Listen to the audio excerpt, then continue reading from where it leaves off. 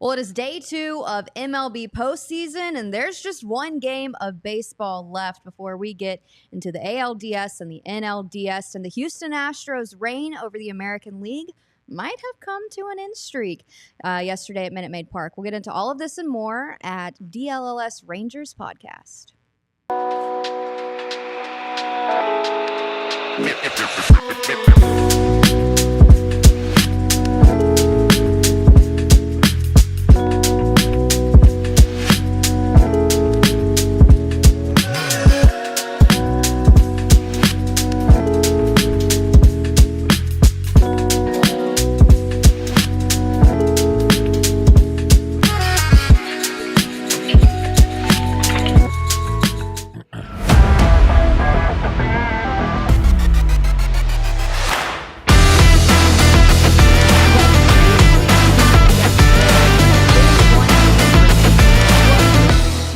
Round of the postseason. The Detroit Tigers sweep the Houston Astros, Kansas City Royals sweep the Baltimore Orioles, San Diego Padres sweep the Atlanta Braves. We will get into it. Great to have you join us. I'm Abby Jones with Jeff Wilson. We call him J-Dub around here. We've got Elijah, the Prophet, as the producer, and we sure miss John Radigan. We do. You're going to take some time off coming up, and I'm going to take a little time off coming up. So, yeah, we're adjusting and we're doing great. We're kicking tail. We are. Yeah. Well, I'll tell you who else was kicking tail yesterday. Every other team except the Atlanta Braves and the New York Mets and the Milwaukee Brewers. So let's take a look at what happened yesterday. I don't think that MLB predicted that 3 teams would sweep. You know, it's pretty interesting. And I guess that the Mets kind of upset the apple cart a little bit, but the team that had won, since they'd gone to this little best of 3, the team that had won the first game had won the first 9 series. So the Tigers made it 9 straight. The Royals made it 10 straight, and then the Brewers rallied and won to kind of snap that. But well, I guess officially it's not snapped because the Mets could still win the series. So winning game 1, as you mentioned on Tuesday, is just enormous, and it's showing true. And the Rangers did it last year. So, I'm surprised and not surprised. I thought the Padres had the Braves were just facing a tough road without Chris Sale available, and then the Padres are good. There's that. And then I did like the Royals, and I was rooting for the Tigers, but I thought the Astros would win it. So I have no problem with any of the outcomes. Right. Yeah. I'm fine with that. But the Astros won, though, is the talker, if you will. Yeah. Let's take a look at all the celebrations that happened around Major League Baseball yesterday. We'll start off strong with the Detroit Tigers sweeping the Houston Astros at Minute Maid Park. We'll get into all the logistics of the end of the reign, if you will, in Houston. But the Tigers defeat the Astros 5-2, and then we head over to Baltimore, where Kansas City completed the sweep 2-1. Such a low-scoring outcome between that series. I was really not surprised, I guess, but it was a little unexpected that they just didn't have more offense between the two. And then the Mets and the Brewers did split. We'll get into that come from behind win, like we mentioned. And then the Atlanta Braves are sent home in San Diego, and the Padres take that series 5-4. So 3 sweeps, 1 game remaining today between the Mets and the Braves. But let's get into the Houston Astros, because is their dynasty coming to an end? It's so they're, by exiting early, they won't make the ALCS for the first time in a long time. It was 7 straight ALCS appearances for them, which is phenomenal. Just all the extra baseball they played means they've put together good rosters. They've had good luck with health. They've supplemented the rosters via trade, whatever it is. They bang the trash can if you want to throw that in there too, and it's right to do so. But these aren't the trash can banging Astros. These guys are older now. I know Altuve just signed his extension in early in the year, but they have the Alex Bregman question. Are you gonna keep Alex Bregman? And if so, at what price? First time free agent. He's not gonna mess around. I don't think he's gonna go out and try to get maximum dollars as I think everybody in their right mind would. And then they have some guys, Justin Verlander. What are you gonna do with Justin Verlander? And Right. Framber Valdez, I believe, is still arbitration eligible, but do you want to extend him at some point? So does it come down to Bregman versus Valdez?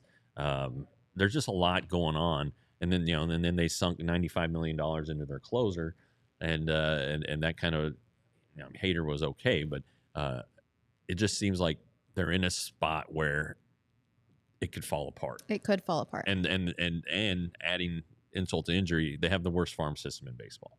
It's the lowest ranked farm system. They traded, they that happens when you're a contender. You trade away your good players, but they've stripped it down, and so they are in trouble. They don't have a lot of help incoming, and really, it's not unlike when Drayton McClain owned the team, and the Astros were making deals and signing free agents, and at the time when you sign free agents, you would lose draft picks if they were really good free agents, and so the Astros went years with not replenishing their farm system with high price or with high talent, high draft picks, and then they would trade them away at the deadline to try to add upgrades. And so ultimately, when the Astros were so bad before they started this reign, it was to rebuild. They had early draft picks, Carlos Correa and Bregman among them, and so that's how they rebuilt their team, and through some good scouting and signings like Jose Altuve. So it kind of feels like that's where they're at right now. They can keep this going, patchwork, spending money, not having a lot of internal options and depth, or they have to make some hard decisions and allocate money the right way and maybe make some trades to replenish the farm system. But, I mean, they're still good. Don't get me wrong. They're going to be good. They had a ton of pitching injuries this year. But it just feels like this feels like a crossroads moment. Yeah, I agree. They're the third highest salary for that team as well. So there are a ton of decisions to consider there. You saw Alex Bregman tweet after the game, "Thank you, Houston." Yeah. Very short and sweet, to the point. But just to put this run into perspective, he mentioned that this ends the 7 straight appearances to the ALCS. That started back in 2017. There you go. And to add salt to the wound, the guy that made it stop was AJ Hinch. So the manager that started the streak is now the manager that's going to end it in the opposing dugout. And AJ Hinch was actually interviewed about that in last night's game, and he said, "Isn't baseball great? It's unbelievable." Yeah, AJ is complicated in mind because he was complicit in the trash can thing, and he knew it was going on. He testified to that or admitted that, and that he didn't stop it. So I don't know that he got a raw deal from the Astros when he was fired, but he is a good baseball man. There's no doubt about it. He has a track record of success in a lot of different roles, and the Tigers took a chance on him. They really did, and before his first spring training, he addressed the team and said, "If you have any questions or anything you want to say to me, let's do it right now. Otherwise, and this is it. Let's get out of the way and move forward because that's behind me. That's not who I am or whatever." And he is a good baseball man. I mean, you look at this team, and look at how they've held it together and then rallied so well. How he's managed the pitching staff that has 2 starting pitchers, basically, a bunch of young guys with no experience, and here they are. The hottest team in baseball, and now they're going into the division series to play a team they're really familiar with. They are. It's a Cinderella story for the Tigers because prior to Wednesday's game, there were only 2 teams who had won a postseason game despite a starting pitcher not having a single pitcher throw more than 2 innings. So they used 7 pitchers to complete the sweep. I mean, that's just hilarious, one. And astonishing, Well, unbelievable, and give credit where credit is due. And it makes things hard on a lineup when you have a bullpen day and you're throwing your best guys. These guys don't get tired, right? So they're coming in firing their best bullets. Whereas a starting pitcher, may pace himself early on, or he may wear down. You may be able to take advantage of them, but you're getting the best stuff 7 times, or however many times, That's so true. and you're not getting a second look in most cases at the same starting pitcher. So every at bat's different, and so it can be hard. I mean, their way of attacking you, their game plan might stay the same, but the stuff might be different, and so it's hard on an offense. You believe it or not, you do see a lot of low scoring games in which a bullpen game, just because the arms are different, and if they're fresh, then they're going to be giving batters hell. Right. And I want to touch on Hunter Brown yesterday because this was a really big game for Hunter Brown. He's a younger guy. He grew up in Detroit, Michigan. This is his hometown childhood team. And he actually went to Wayne State, which is a right D2 school, just a mile away from Comerica Park. So, he even idolized Justin Verlander, so much so that he mimicked his delivery. So this was, kind of Hunter Brown's entire life flashing before his eyes. And, he had a pretty decent outing, 5 2/3 innings pitched, 2 hits, 1 earned run. Yeah, he was great. Yeah. So he was good. It wasn't his fault, No doubt. And just, we haven't mentioned that another former Rangers player is the guy who really Andy Ibanez stuck the knife in the last nail in the coffin. Andy Ibanez, definitely, he signed from Cuba. He was a Cuban defector, and so when all these Cuban guys were signing, there were some big ones like Puig, and everybody got super fired up about him. And he just kind of languished in the minors for a while. In 21, he finally got a chance. The Rangers were terrible and rebuilding, and so they gave him a chance. I want to say he was the opening day third baseman, but I'd have to check my records on that. But and it just didn't work out, or maybe he was 22 as the opening day third baseman. Whatever. He just isn't good enough. And Josh Young was coming. They went out and got Simeon and Seager, or planned to do that. They had Nate Lowe at first, so those are the positions that Andy plays. And he wasn't better than them. So, they needed roster spots. They moved on from him. Not a big deal. Signs on with the Tigers. And, it's always nice to see. He's a great guy. He is such a nice guy. Always smiling. Didn't turn down interviews. He didn't speak much English, but was there whenever you wanted him. And just a happy guy, happy with what he had in life. And for him to do this, it's great. I think it's fantastic to see a guy who Rangers fans know, and people in Frisco saw him for several seasons, and not several, but multiple seasons, which you don't do with the minor leaguers. So good for Andy, good for the Tigers, and one last thing, this early exit from the Astros really kind of puts a bow, if you will, on a bad season by the American League West. The reigning world champions, the Rangers, never got going. The Mariners were the Mariners, easy to predict. Yeah. The A's were better, but not good. The Angels were terrible, and the Astros were flawed. So it's not, I guess, when you put all those things together, it's not surprising. Right. And I think you can, take that even a little bit further with Josh Hader. I mean, Rangers fans were livid that they did not sign this guy in the offseason. A $19 million 2024 salary. That's more than the Detroit Tigers' 26-man roster. And it just goes to show you that sometimes money doesn't, fix everything. Well, there are a lot of ways to do it. And, I mean, look at what ended up. Hader for $19 million a year, or Kirby Yates for $4.5. I'll take Kirby Yates all day long. Who had the most value? Who had the better year? Yeah, so.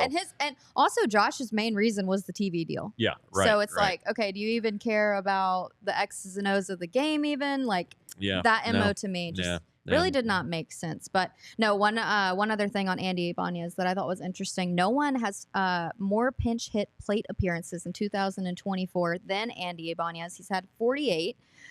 Which is most in the American League. And also, he slashed .429 when pinch hitting in the 8th inning or later. Oh, so okay. he really loves a big moment. Good for Andy. Yeah. So we've got more coming up on the DLLS Rangers podcast.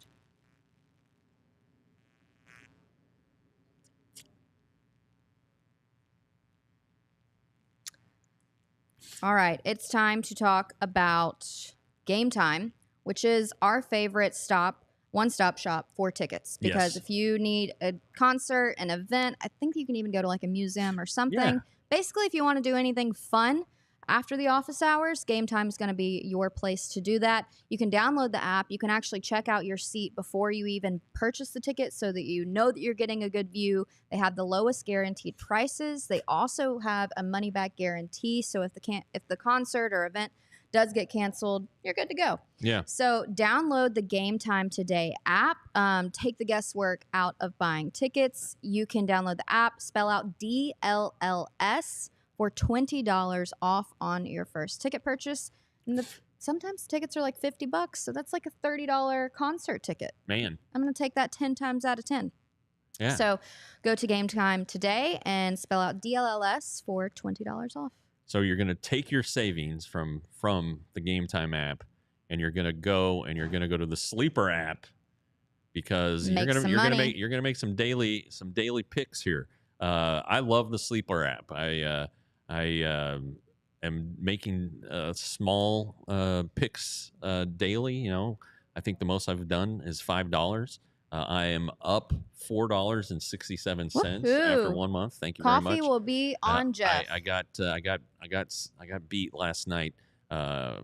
Something that we can get into when if we talk about the Orioles and the Royals. But anyway, it's Sleeper is known for fantasy. It's fantasy platform. It keeps you in the loop for news and scores and injuries and stuff. But the daily picks, it's easy stuff to do. You find a game. Will Corey Seager have more than 0.5 hits? If you think he will, put it in there. You got to have 2 teams. If you want to do a flex, you have to have 3 teams. That gives you a little margin for error. But if you think you have what it takes, download the Sleeper app and use the code DLLS Rangers to get up to a $100 match on your first deposit. Terms and conditions apply. Check out Sleeper today. Perfect. Now, the Rangers have a lot of decisions to make. It's going to start with free agency number 1, Nathan Eovaldi. We've discussed priority number 1, but let's get into this arbitration. Yeah, arbitration. It's baseball is, they don't have a salary cap, but they do have a system that keeps younger players in check.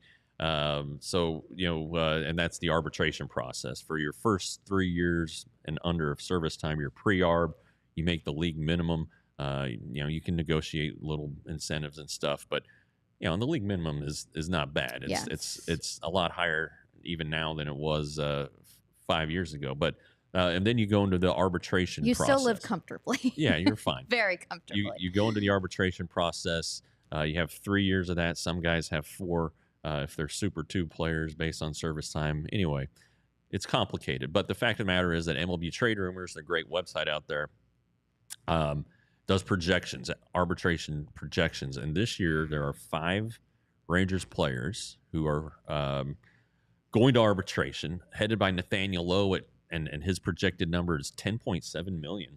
Ooh, Jonah Heim at $4.8 million, Dane Dunning $4.4 million, Josh Sborz $1.3 million. He was hurt most of the year, so that's he signed for just over $1 million last year.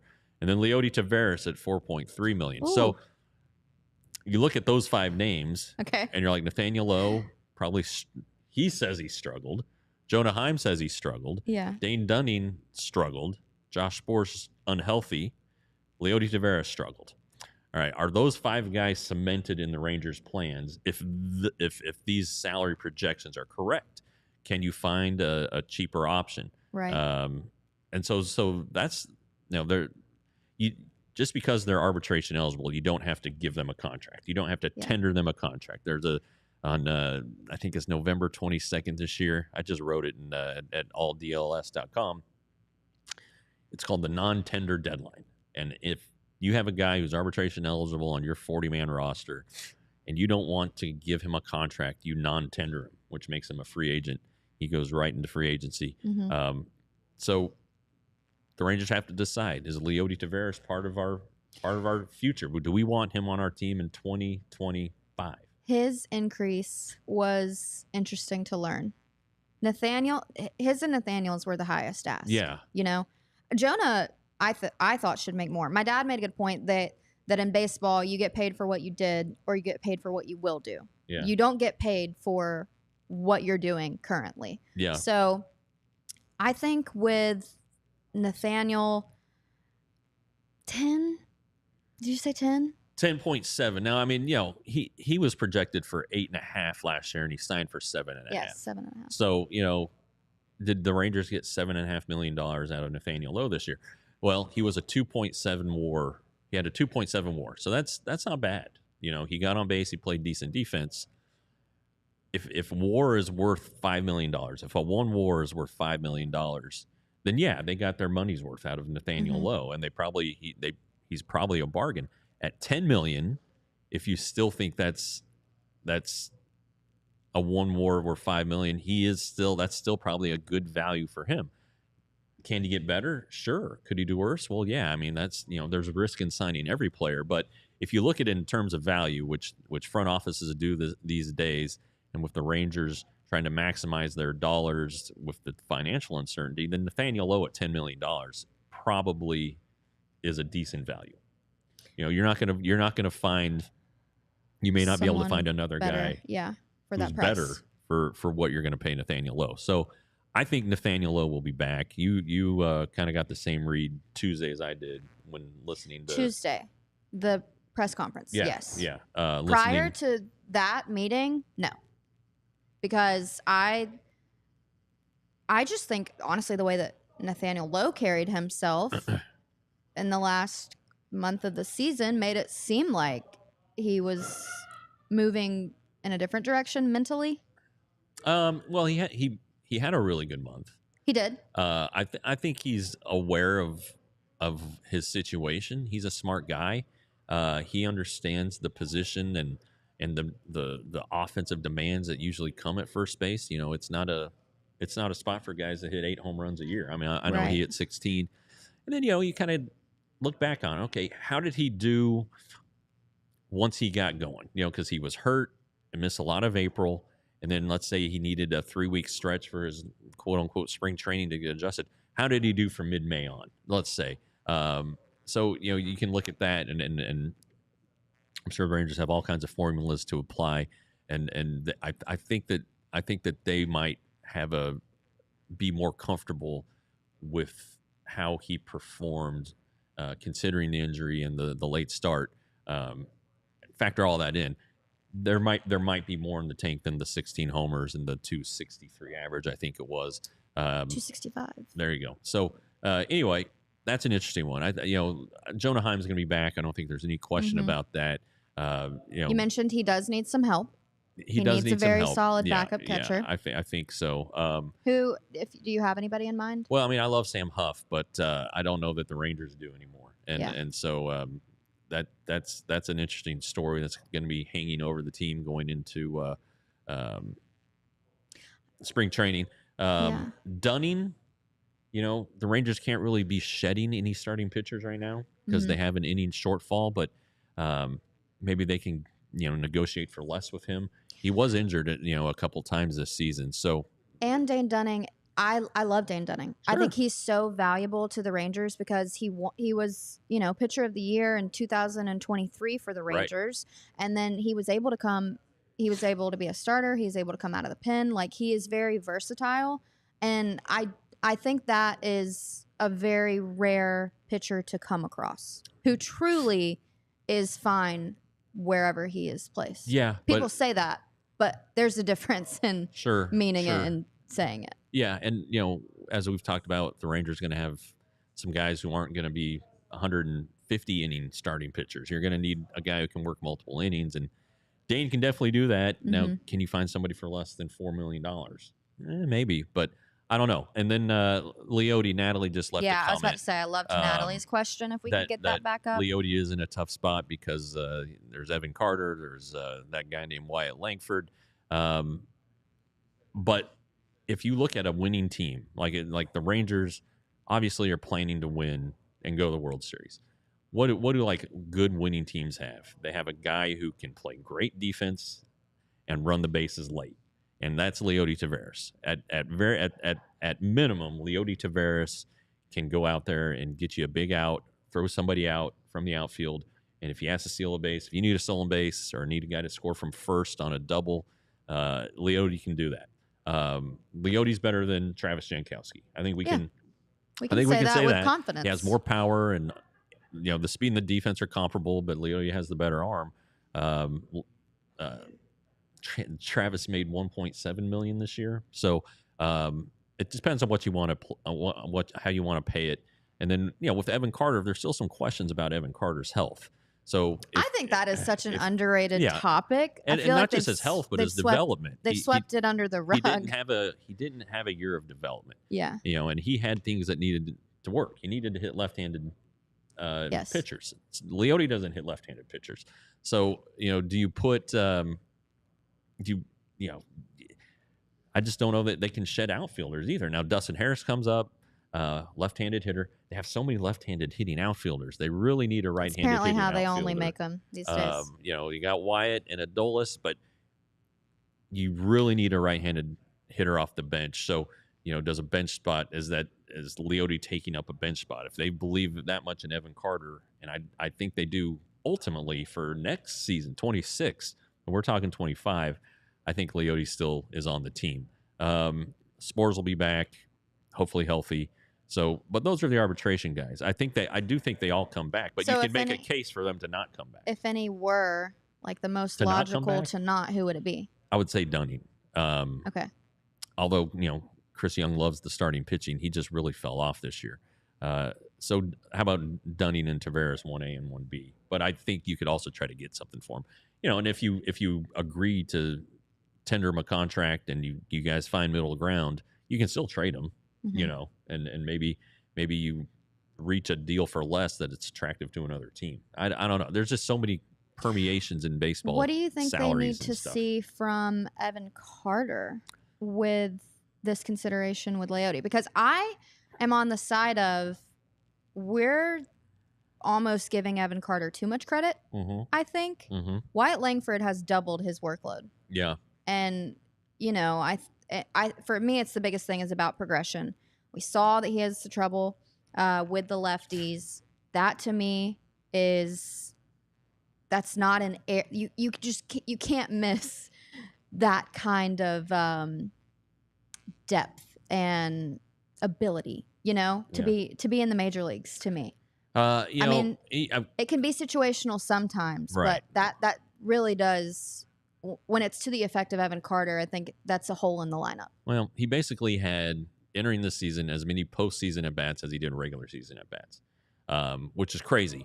But it was a minute number. So the league really hadn't adjusted to him. And I think that you started to see the Diamondbacks adjust to him in the World Series a little bit. Now, we don't know when the back started hurting this year. It seems like they keep talking about it earlier and earlier, like it was all spring and everything. So, nevertheless, he did not get any development. So if you want Evan Carter to be a full-time player, which is fine, if you want that to happen, you're gonna have to. There's gonna be some growing pains, right? Kind of like Wyatt this year. But he is talented. He has great strike zone judgment. No doubt about that. He's their best hitter against the fastball, and he's a really good defensive player, and he's fast. And if he's on the field, then you probably do try to give him at bats. But do you want him in center? Probably not. If the back's an issue, do you want him to take that beating, that pounding? Do you want Wyatt in center field every day as a guy who's still growing when you have a better defender? Do you make Adolis a DH who's a Gold Glove winning outfielder when he's healthy? So there's just some complications there, but the Rangers see Leody Taveras, who is 6'3", 6'2", 6'3", lean, well built, runs hard, fast, throws hard, has power. They just haven't seen it all come together. So he's an enigma, kind of, and it's unfortunate. But at some point, you have to move on from these guys. The Rangers moved on from Nomar Mazara, who just was kind of stuck and didn't look back. So we'll see. But that's Leote and Dane are the two. I think that if two guys aren't going to get tendered contracts, it'd be those two. I'm telling you, before that meeting Tuesday, I would have said Nathaniel Lowe. Yeah. No doubt. No, I just think when you look at the value and the WAR and all that stuff, it makes some sense. Now, they can't upgrade. For sure. There's no reason to say they can't upgrade the lineup, and they might pursue a who knows. But is he a sub 2?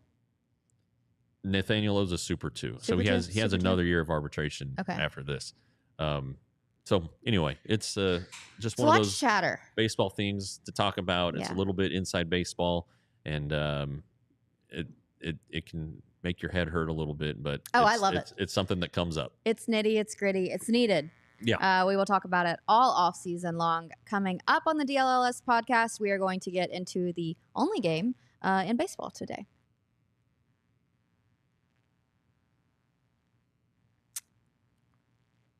But first, guys. Oh, we got props today. We got our Shady Rays glasses. Yours are great. I went with like the baseball player, 12-year-old. Those are more Terminator style. Those are middle 80s. Middle 80s? Late 80s. Okay, yeah. I was. But I can see the baseball thing too. To me, it's giving baseball. So these are quality shades built to last. Who is it? Shady Rays? Shady Rays. I didn't know if we said that. We're so excited about these things. Thank you, Shady Rays. I love these. I'm very excited I just feel like they match my vibe. The good thing about Shady Rays, not to take away your ad read from you, is that they do prescriptions, and I need prescription glasses. These are not prescription glasses, so I can barely even see myself. It's very blurry, like I'm in the witness protection program on TV right now. But they are high quality shades, and now you can resume and finish off the ad read. Well, I've got 5 seconds. So go to Shady Rays and get 35% off on your polarized sunglasses. Ben says shades are fire. I agree. Yep. All right. So if you want to be cool with your Shady Rays, you also need to be cool and become a diehard member at DLLS, which you can do at alldlls.com/join-diehard. For $80 a month, or not a month, good Lord, for $80 a year, you get access to all of our content, not just Rangers, but Cowboys, Stars, Mavs. When we start covering colleges, there will be stories behind the paywall there. And it's good stuff. It's veteran writers. Clarence Hill, who I've known for more than half my life, is discovering the Cowboys on for our us. show. All right? Yeah. So you also get access to special events. We're talking about a trip to spring training, stadium takeovers, 20% off merch, and you get a free shirt. So join up today, alldls.com/join-diehard. There you go.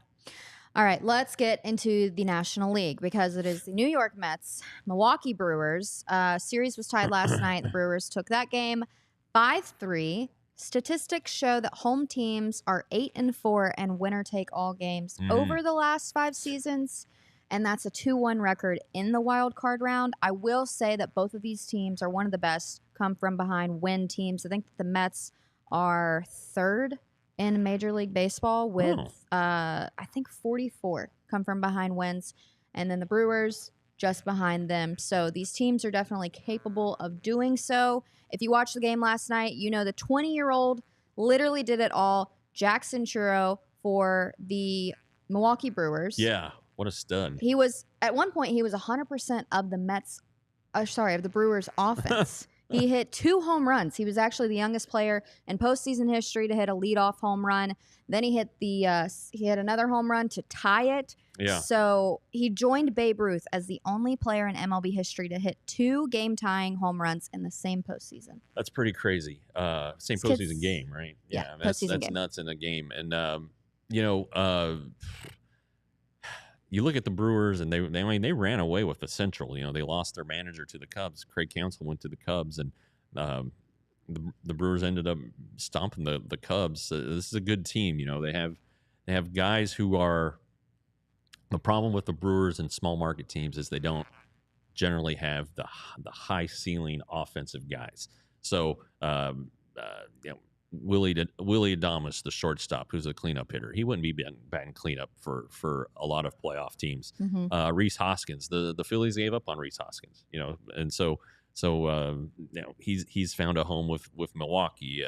William Contreras, the catcher, a pretty good trade with the Braves to get him, and then Churio, who's a homegrown guy who has a chance to be a stud. He really does. Now, if they're going to be able to keep him in 7 years before he hits free agency, that's another question. So, how do the Brewers win? They win with their bullpen. You saw that Corbin Burns, they had to trade him this year because this is when his value was the highest. They weren't going to be able to re-sign him in this offseason, so they traded him to the Orioles, got some young talent back. That's how this team operates. But they also operate with smart signings, like Frankie Montas is a smart signing. He started yesterday's game. And then they build these bullpens and these kick-ass bullpens by out-scouting other teams and finding the value. And really, it's hard to leverage like a platoon situation offensively in the postseason, but it's not hard to do with your bullpen. So and Devin Williams is just so good as their closer. And if they have a lead late, they're going to win the game in all likelihood. But that's the question today, because They're starting a guy who had a 7 ERA not that long ago in AAA. Yes, we will get to my bud Tobias. Tobias Myers. Yeah, Toby, so as we're gonna call him Toby. Yeah. But no, he allowed 6 runs in 1 inning in AAA, and he had a 1-15 record in AAA with a 7.8 ERA. When was this? 2022. Holy crap. September.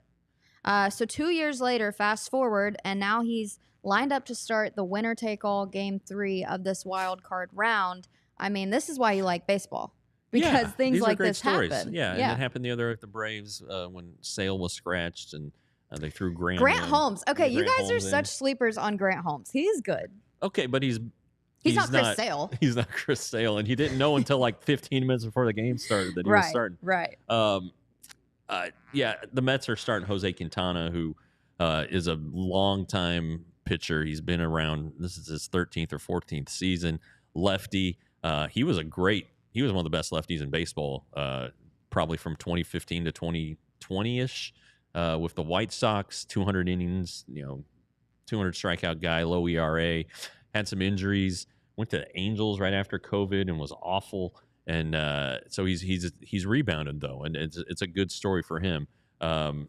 So if you're looking at it old school baseball wise, you would say, oh geez, they have the better starting pitcher, they're going to win. But this day and age, when you can shorten games with your bullpen, if the Brewers score early and get a lead, our buddy Toby may not have a very long leash.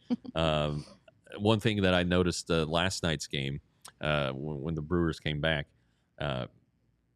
Phil Maton is the reliever who gave up the winning runs, and Rangers fans might know him from the Astros the last couple of years, but also he's the guy who broke Josh Young's arm this season. Oh, look at that! So anyway, just some. There's always a Rangers tie. Like we were talking the other day. 6 degrees of Kevin Bacon. There's 6 degrees of the Texas Rangers. So anyway. I'm looking forward to the game, though. I really like games like this, and in the postseason when you have an elimination game, it's not a Game 7, but it's a Game 3. I mean, a bunch of guys are going to go home sad, or a bunch of guys are going to go home happy. Yeah, it's a winner take all. Interesting though, because before the Game 2 comeback win, the Brewers had a 0-26 record in postseason club history when trailing entering into the 8th. Well, that makes some sense, because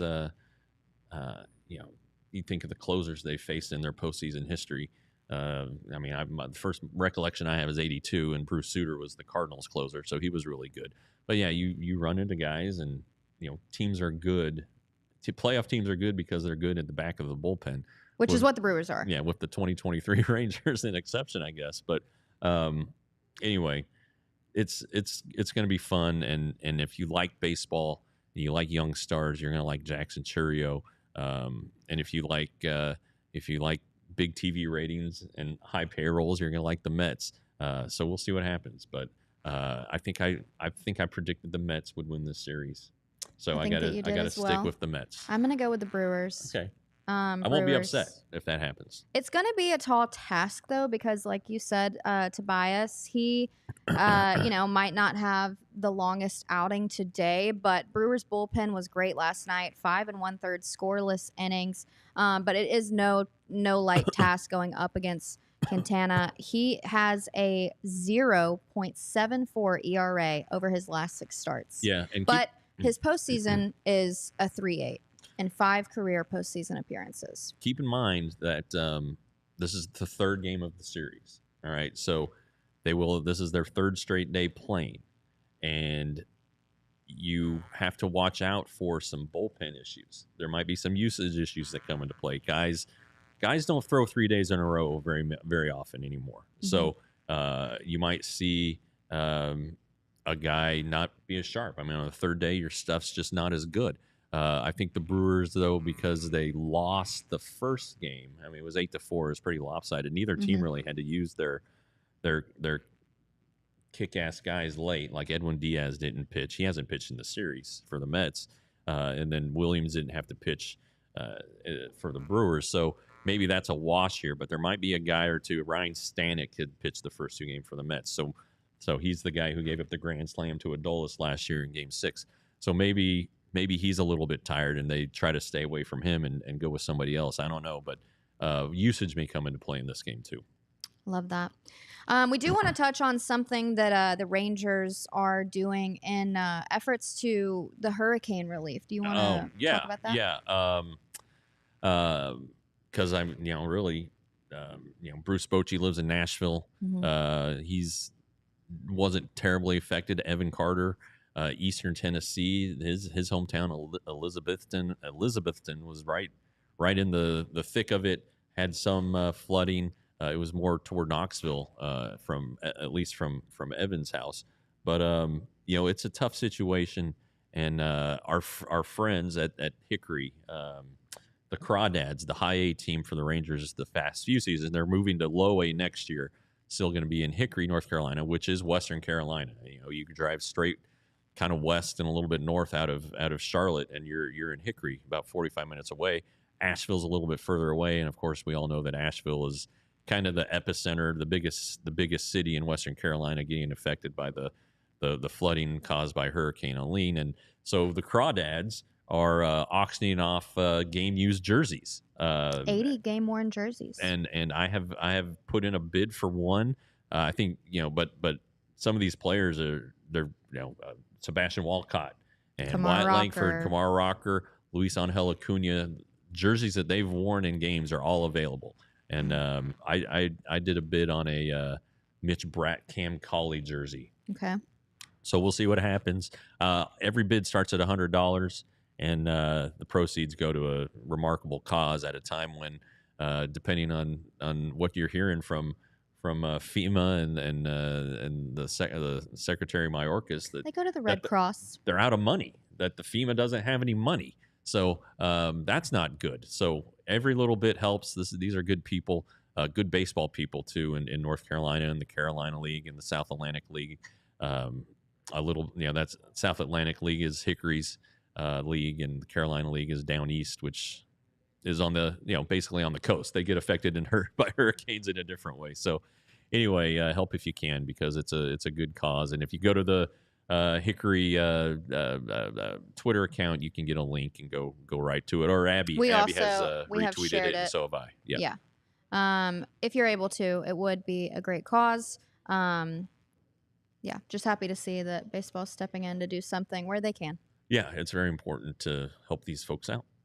Well, next up, we're going to wrap up this episode. We're going to talk about the ALDS and then the NLDS and just some fun baseball questions. I like fun baseball questions. Yeah, and everybody in the chat, Ben and Natalie and send Coop, questions that you guys have. Away. We got time. We got 15 minutes, y'all. So stay tuned on the DLLS Rangers podcast. We need you to become our best friend. Mm-hmm.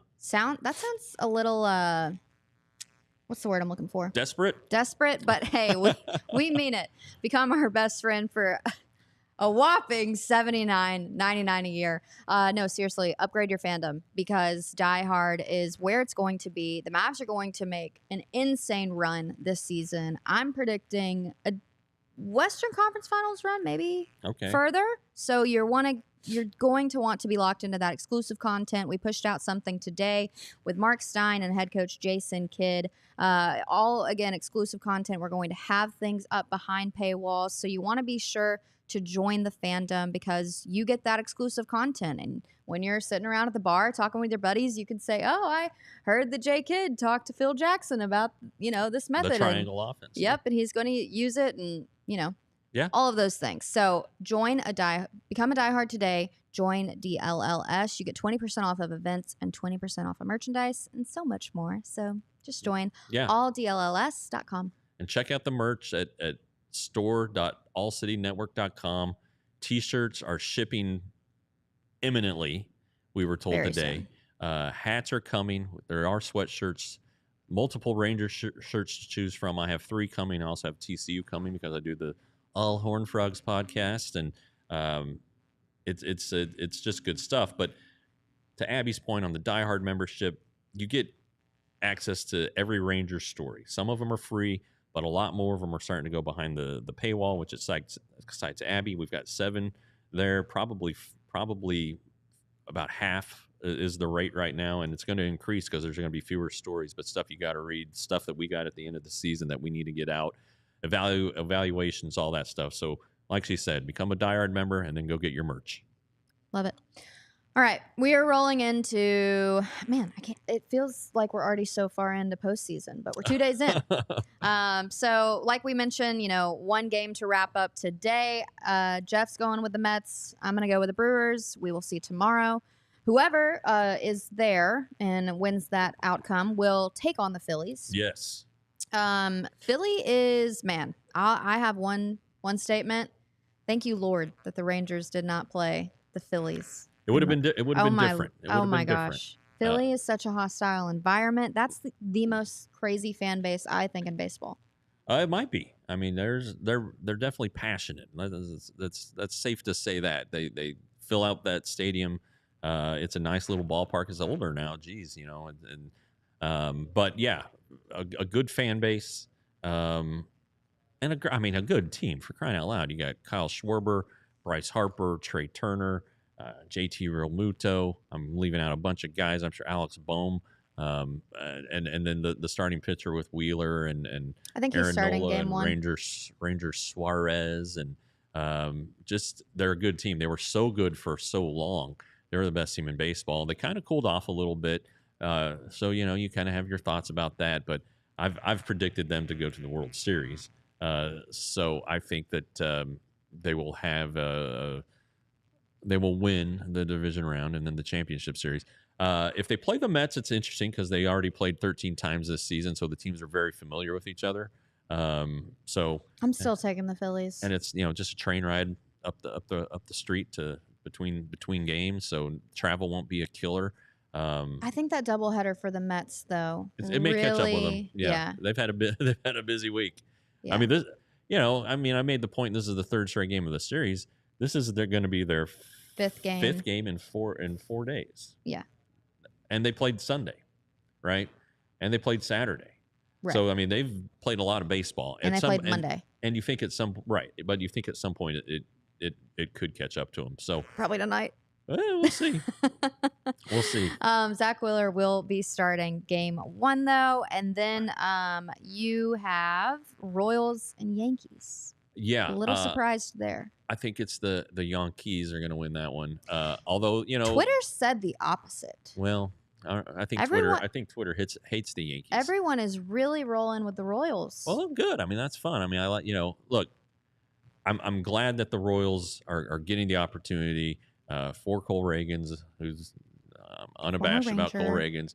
Bobby Witt as well. The day Bobby Witt got drafted, they were sitting in his whole family was on the couch like this, and the TV was right there, and I was about where that camera is. So it was a cool moment. Bobby Witt Sr. is great. That's cool. Player agent, obviously a former Rangers guy. Love talking to him. So I have a soft spot for Bobby Witt too. But I think that the good thing about this is that people are going to get to see Bobby Witt because, Aaron Judge, everyone's like, oh, Aaron Judge, MVP. And, I was going to say, rightfully so. But it's Bobby Witt's season is outrageous. right. What he's done hasn't been done a lot. And he's so much younger than Aaron Judge. And it's just, I hope that he has a good series and that people can see, hey, holy crap, this guy is really good. Well, Bobby Witt is really good against the Yankees. He's hit safely in 12 straight games versus the Yankees. He's batting .408. It's gross.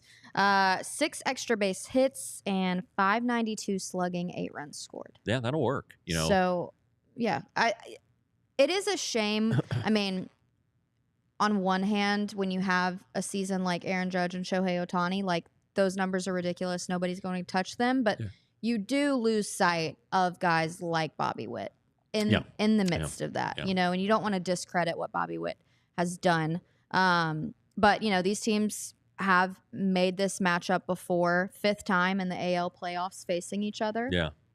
Which is interesting. The first time since the late 70s. So, Garrett or maybe Cole, the early 80s, one of the two. Garrett Cole starting for the Yankees, He's game good. 1, and Michael Wacha. Michael Wacha, Texas A&M, lives in this area. So, anyway, it should be a good series, and the Royals get to reset their pitching, so there shouldn't be any excuses on that front. Who do you think takes the series? I think the Yankees will win the series. Okay. Yeah. I do too. Up next is the Detroit Tigers at the Guardians. Now, you mentioned that they have faced each other the most in baseball. 13 times, yeah. But I'm talking about historically. Oh, yeah. Historically, they have faced each other the most. I think it's upwards of 2,300 times. Yeah, that makes sense. But this is the first time that they've ever played each other in the postseason. Oh, that's cool. I am very excited to watch Emmanuel Clase. Yeah, former Ranger. Yeah. Going to be amazing. I was discussing with Jeff earlier a stat that I saw with Emmanuel in the first, in the last 100 years with 250 innings pitched, he has the lowest ERA. That's pretty good. Pretty good. That'll work. It's a 1.67. That'll work. Yeah. The next is a guy, maybe you've heard of him, Mariano Rivera, with a 2.21 ERA. That's a big difference. So also to just make it even more layman's terms, he's only allowed 5 runs all season long. Yeah, he's I've said this on this story on this show before. When he was a rookie with the Rangers in 19, he made his debut okay, and one of the first road trips was to Cleveland, and this was a game that Corey Kluber pitched. It was a day game, and Kluber dominated the Rangers, and so the Rangers, but it was a low scoring game, so they brought in Clase, and he just pitched his tail off, was fantastic, cutter at 102 miles an hour, and afterward the Guardians were just in awe of this guy, talking about how unbelievable he was, and they had no chance. Their at bats were awful against him. So flash forward 3 or 4 months. And the Rangers and the Indians at the time, Guardians, made a trade for Corey. The Rangers acquired Corey Kluber, and Emmanuel Clase and Delino DeShields were in the trade. So, if you want to talk about bad John Daniels trades, and I love John Daniels, he's my buddy. That'll go down as one. That's going to go down as a big one. But, because Kluber pitched 1 inning. Yeah. And I know it was COVID and all that, but nevertheless, 1 inning before he hurt himself and had to miss the rest of the season. And Clase, of course, is now, the best closer in the game, and that's fine. But you take your chances. And anyway, that's a fun Clase story. And there are others out there. He's apparently had some common sense moments off the field that don't quite. That don't quite add up, but that's all right. It's okay. We're talking about on the field. Speaking of, Austin Hedges, Rangers' favorite, Hedgie, said that which Austin Hedges exaggerates, but take it with a grain of salt. But he did say he's the best pitcher he's ever caught.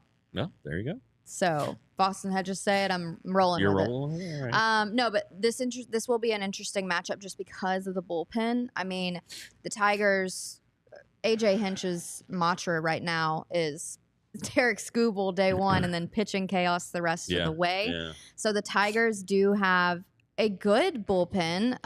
Let's see. Right. They are 5th in MLB in the bullpen ranking with Okay. a 2.87 ERA. Yeah.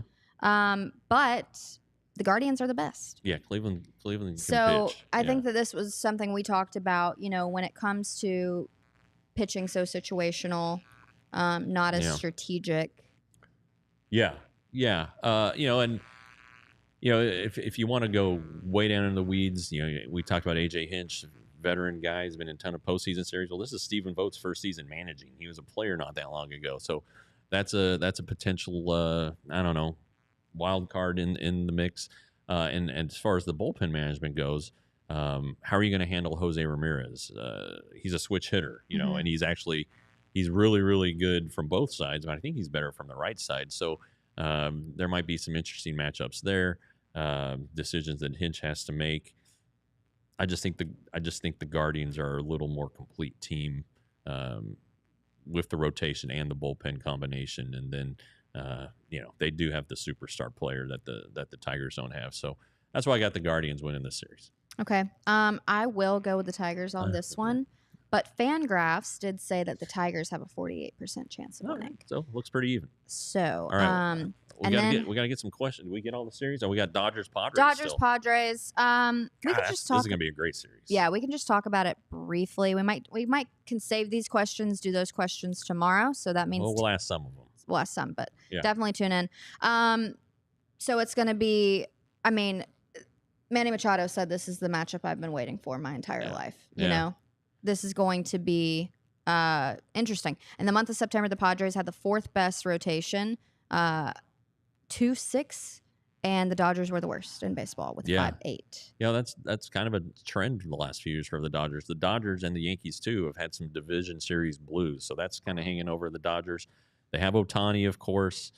He's going to be the big star. They aren't going to have Clayton Kershaw, looks like, from just up the street from our studio, which is a shame. And then the Padres, they have the really solid lineup. Jerks and Profar, another great former Rangers story. Yu Darvish, who came from Japan and first team was the Rangers.